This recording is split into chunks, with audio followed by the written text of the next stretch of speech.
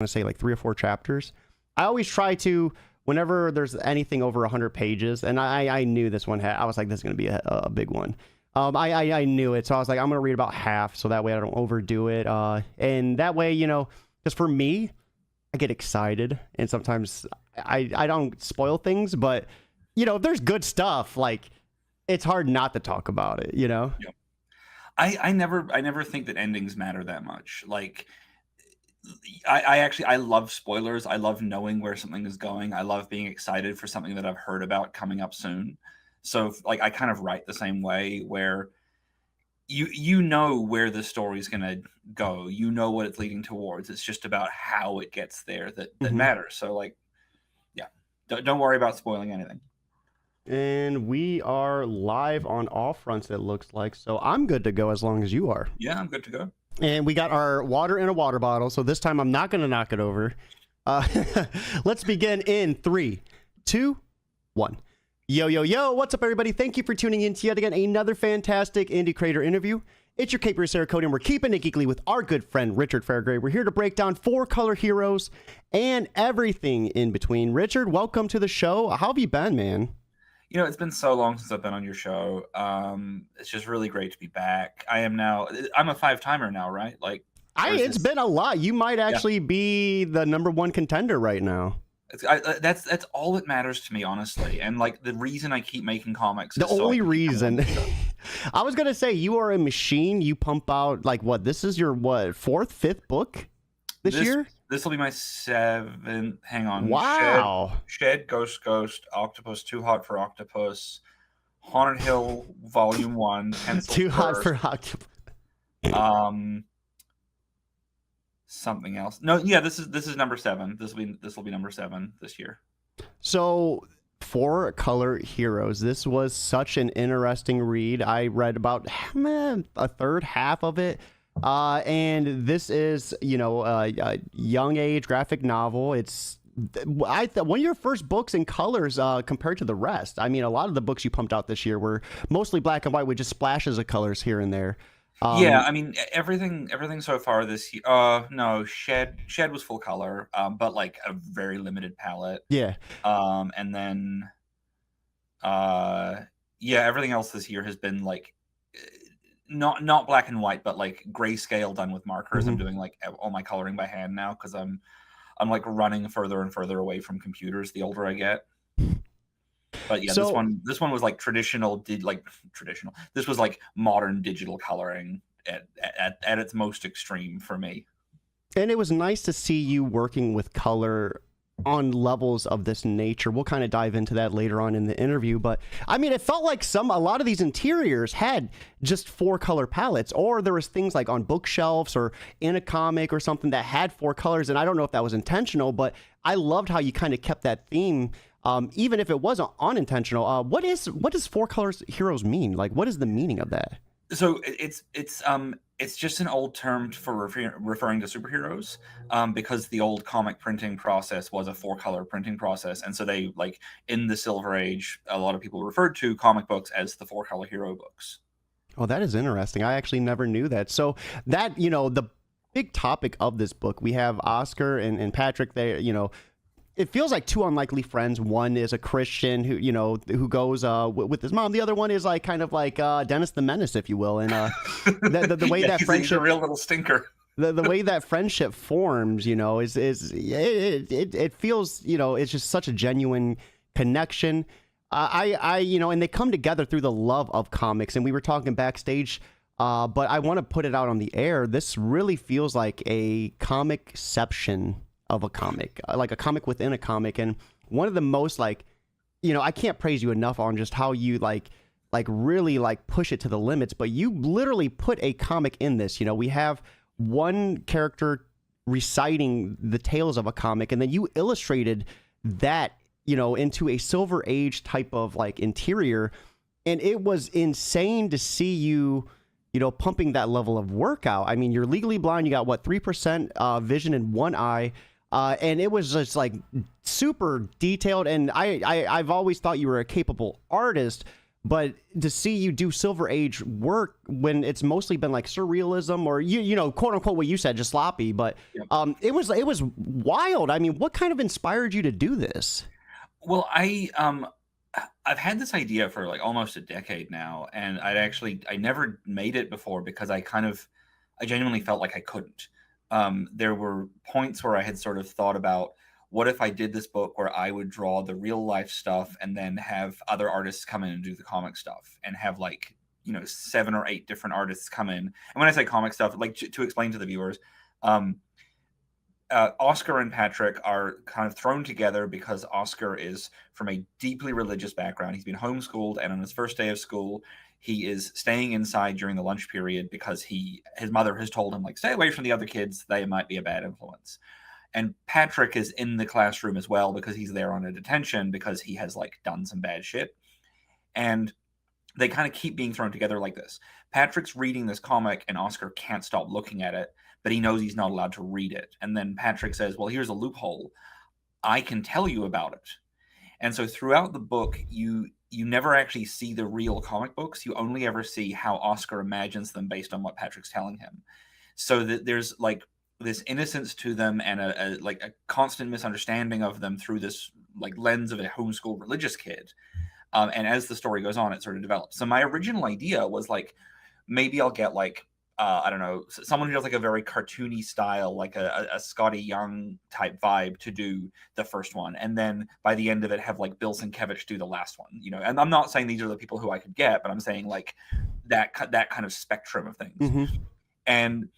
And then I would do the real life stuff. And then just at some point a couple of years ago, I thought, oh, fuck it. I think I'm ready to do this. And like, I wanted to stop doing digital coloring. I wanted to move away from traditional comic books that, you know, I'd been doing a lot of like all ages stuff. And I thought this would be like a really nice cap on that part of my career. And when I first pitched it to Fanbase Press, Barbara, the editor there, is a big fan of Haunted Hill, and she had said, like, do it in the Haunted Hill style and kind of just play around with a little bit, like color digitally, but that kind of cartoony style you usually do, or that I was doing at the time. And I started it, and I got like, I think 9 pages in doing it like that. And I looked at it and I thought, this is not servicing this story well, because it's a fun story. It's a sweet story, but it's not a light story. Mm-hmm. And I thought this needs to feel grounded. And so I started the book over.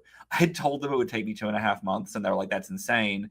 You don't need, like, you have the whole year to get this to us. You're like, that's too much time. Yeah. And so I looked at it, I was like, well, I had, like, this is 2022 where I had signed on for too many things. I had 988 pages that I was obliged under contract to write, to draw, a color, and letter, and deliver to publishers. And I decided, 9 pages in, what if I started this from scratch and did it as the most detailed book I've ever done? What if I spent days doing like research online, going into like, like, the book is set in New Zealand in 2004. Mm-hmm. So I was like diving deep into Google Maps and like dialing back the street view as far as I could go to see like which store was in that spot on which street, where is the bus stop that they get off, like what did the art, you know, like what color was the house painted, like. And I kind of knew, I you know, I grew up in New Zealand. It's a neighborhood that I spent a lot of time in my like late teens and early 20s.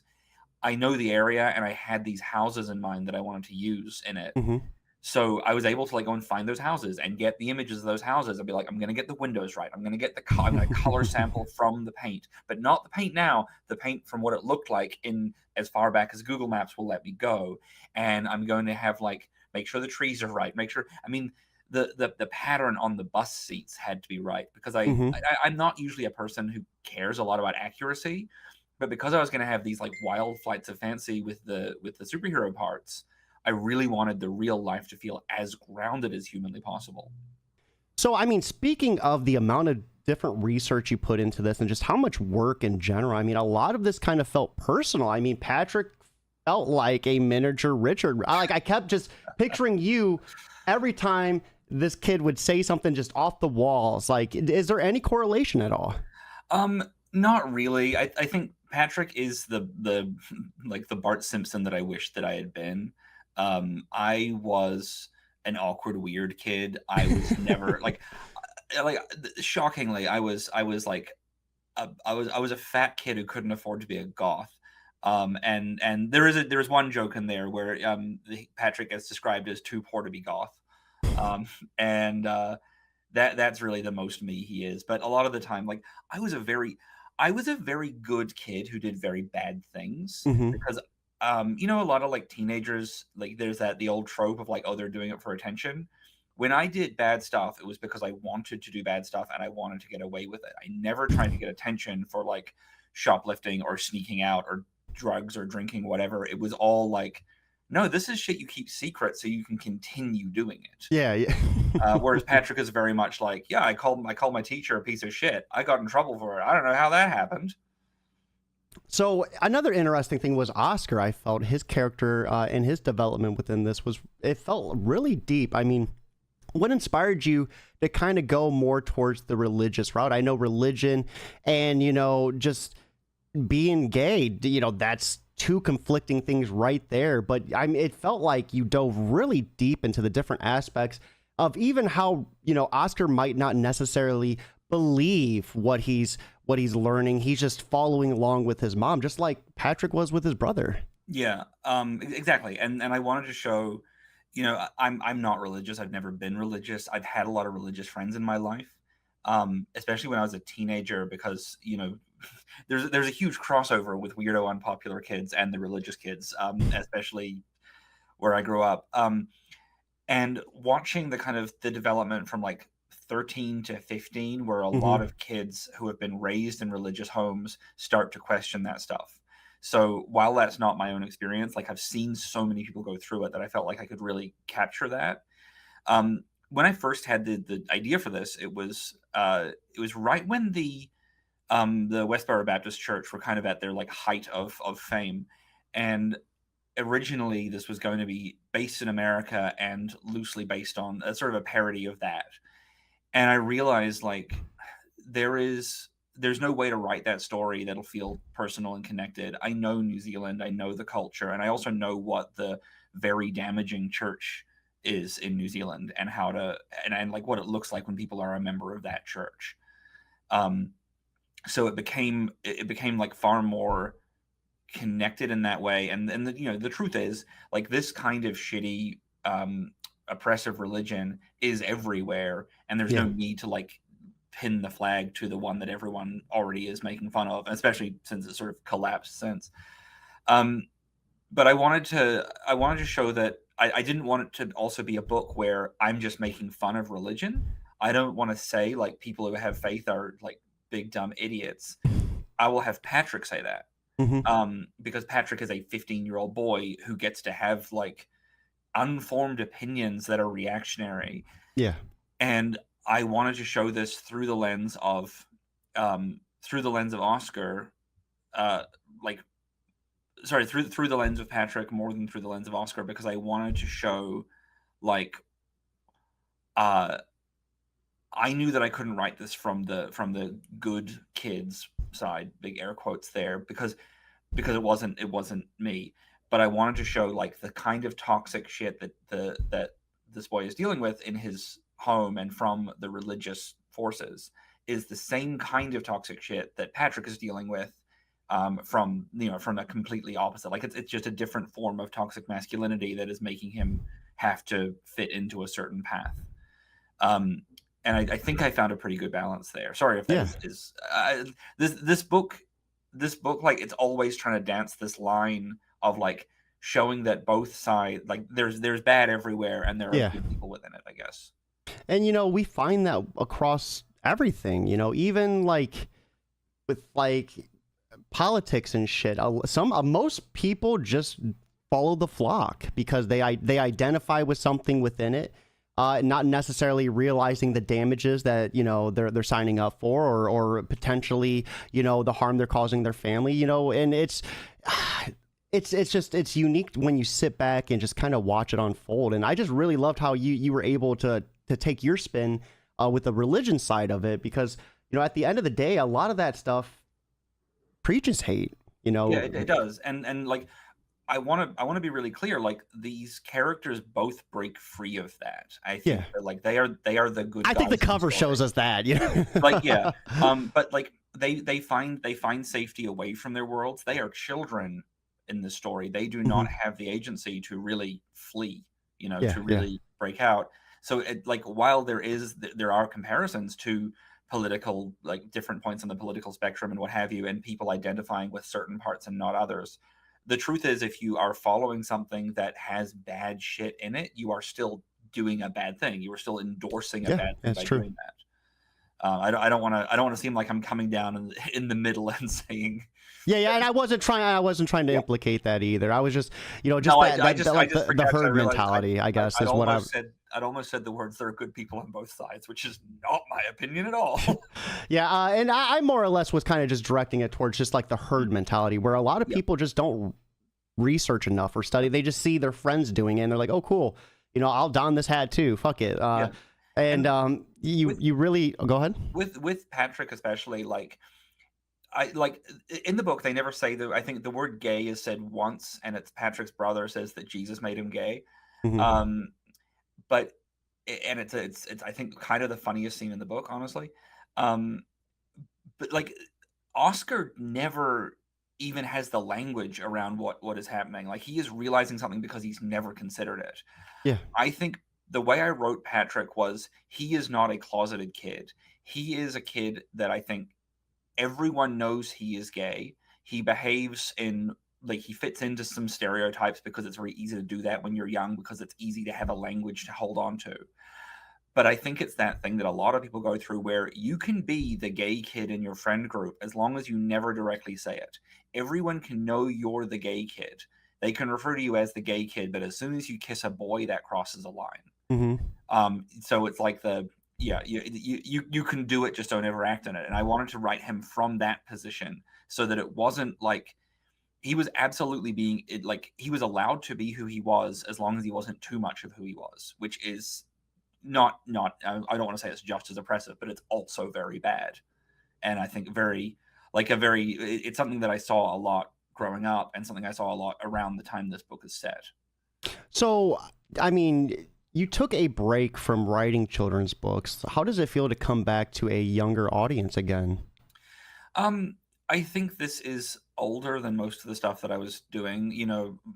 Black Sand Beach and Blastosaurus are very like I think all ages can enjoy them, but they are appropriate for an 8-year-old. Hmm. I don't think there's anything in this book that an 8-year-old would be damaged by, but I also don't think an 8-year-old would enjoy this. Yeah. I think this is a book for teenagers. I feel like this is it. This is me just saying like, look, I can kind of play in any space. This is honestly like as a final nail in the coffin of my all ages career, I guess. Hmm. Now that I'm putting out things like Haunted Hill and Octopus, like this is me saying, okay, I want to be very clear. I am leaving on my own terms, and I'm leaving because I have done it. I can make this book, and like that was the tipping point for me is realizing like I am now experienced enough in comics that I know how to make this book that I've been thinking about for a decade. So, and I think you killed it, man. Reading it, like it just your work always seems to like how are you able to just like break these barriers and these different like I don't even know how to explain it. Like the way you're able to like just some of the interiors you were showing the other day where you had like I think it was wine glasses and it was such an interesting concept. Like how are you always able to just push yourself like that? I'm just so afraid of being bored. Like everything for me is I've said this a lot, and I think I've gotten some heat for it, honestly. Like, you remember when people were all talking, like a lot of writers get very self-righteous and say things Hmm. like, I would never put more than 5 panels on a comic page because I respect my artist. And I, as a writer and artist, look at that and go, I cannot imagine how bored I would be if I got a script where every page was 5 panels. Hmm. I look at a page. I'm working on a page right now. I just finished penciling it before we jumped on this call. That is, it's 14 panels, and 3 of them are huge panels that show this very sparse, very fancy apartment with big glass, like full glass walls looking out across the city. They're very spare. And then there are 11 tiny panels down the side of Victoria pulling a needle through her skin and then playing with it with her fingers and eventually puncturing through the back of one of her fingers with it. Ugh. Yeah, it's gonna be a sexy book. And like that was me looking at what I had in my script notes, which was like, these are the 3 panels where things have to be said. This is what matters. And then I think, how can I show a deeply personal moment? How can I show what someone is fiddling with to keep, because this is about character. And so every page I look at, I think, how can I make this more interesting? The page you were talking about the other day was like, I've got 2 people sitting at a bar for, I think 11 pages of an issue. Like, that's really boring if you don't, like, not even to read. Like, I can keep the reader engaged with the dialogue, but I need to keep myself engaged, because it'll probably take me 2 hours to ink this 14 panel page. It'll take me 9 hours if I'd just done the 3 panels, because I would look at it and be like, I don't care. Yeah, that'll get done soon. I guess I can pick my pen up. So yeah, it's the fight to not be bored. And I think 4-Color Heroes, like, I didn't have a day off during it at all. I went 7 months where I literally put in 18 hours or more per day. Holy crap. Holy crap. While I was drawing it, I was watching, I had playing in the background on a loop, this like 29 hours playlist of like how to color videos, because I know how to do digital coloring, but I've never done superhero stuff. So I wanted to like really get it into my brain, every single detail of every different technique that other people are using for like glowing swords and ray guns and how to do the musculature and all of these things. And I'm not going to say that I think it's the part of the book that I struggle with the most, honestly, but like, I think I did a serviceable job. But I didn't listen to any podcasts. I didn't watch any TV shows. I just had this loop going so that when I finished drawing the book, I could be like, now into coloring, and I have heard it 1,000 times. So even if I don't know what it looks like to do it, I can remember these are the, like someone said to me the other day, like, how do you do a color hold? And I was like, oh, a color hold's really easy. You just select your inks layer, and then you select all, copy, create a new layer, fill it with black, hit Q, paste, hit Q again, Command X, deselect, and then hit the /, and then and I'm like, that's not an easy thing to know. That's just like a thing that I have in the back of my head, and like, it's not even the method I use for doing color holds. It's just in my head now because I've heard this one YouTube video say it 9,000 times to me. I love it. So Richard, we do have to start tying things up. I'm curious, what does comics mean for you? Comics are a completely free space to create any possible thing. It's a medium that can tell any story, and it's a medium, as I've said before, where you can control time in a different way than anywhere else. Movies always take the same amount of time to watch. Every page you read takes about the same amount of time as another page in a novel. In a comic, you can control how someone experiences it by putting in more or less of and different sizes. And I think that is absolutely magical. I love that answer. I was just curious because you had a really good foreword in the beginning of your book, and I was curious on your thoughts as well. So Richard, you've been on the show 5 times now. Oh, by the way, I should say the book has a foreword by David Booher of CANTO and many other things fame, an incredibly talented writer who I'm very lucky to know. And also it has essays in the back, one by me that's kind of a little bit of an angry rant about like how you survive as a gay kid in the early 2000s by always always identifying someone else to highlight. And also an essay about like the importance of queer representation from Drea Letamendi, who's a psychologist who's an expert in media and pop culture. I love it. I'll have to check those essays out as soon as I finish up reading it. I mean, I'm halfway through, and halfway, I mean, it was just a remarkable read. I can't wait to see how it ends. I know you said you're not big on endings, but every ending of your book always just is phenomenal. I can't wait to see how this one lands. So you've been on the show multiple times. You know the drill. We always love asking for a little bit of advice. So for anyone out there looking to improve their skills and looking to do maybe a different art style, you did Silver Age for what sounds like one of the very first times in this. What would be your biggest piece of advice to kind of help them make sure it's smooth sailing for them? I would say take a serious break between looking at things and drawing. Everyone can do like as much, you can be as inspired as you like by other people's stuff, but I think we get so afraid of screwing up that we will end up keeping something in front of us and copying the poses. Hmm. There are places in this book where I read dozens of superhero books, and some I read, some I just flicked through and looked at the art before I started this because I hadn't read superhero stuff for so long. And then looking back through, then I took like weeks away from them, but had them in my head, was always thinking about it. And looking back through the book now, there are like 6 places that I'm hoping no one else notices where I'm like, oh, I've just memorized someone else's pose. Like I know, and I have a very good memory, so maybe this isn't going to be a problem for other people. But like, take that break, because putting things in your own style is like what will define you and will make your work not look tortured. No, absolutely. So this has been an awesome show. Thank you so much for sending me this to read. I thought it was fantastic, man. And I can't wait to get you on in August for your next book. Can you tell everyone what's coming out next? Yes, Ex-Wives of Frankenstein. I'll be launching the Kickstarter late August for that. It is about Elizabeth Frankenstein and the Bride of Frankenstein on the day they find out that their husbands have been found alive in the Arctic Circle living as a couple. That is awesome, and then we can't wait to dive into it. But with that being said, guys, there's going to be a link in chat. Be sure to check it out so you can buy 4-Color Heroes and check it out today. It is an awesome read. With that being said, it's time for us to wrap up. I hope you all have an awesome new comic book day, but most importantly, guys,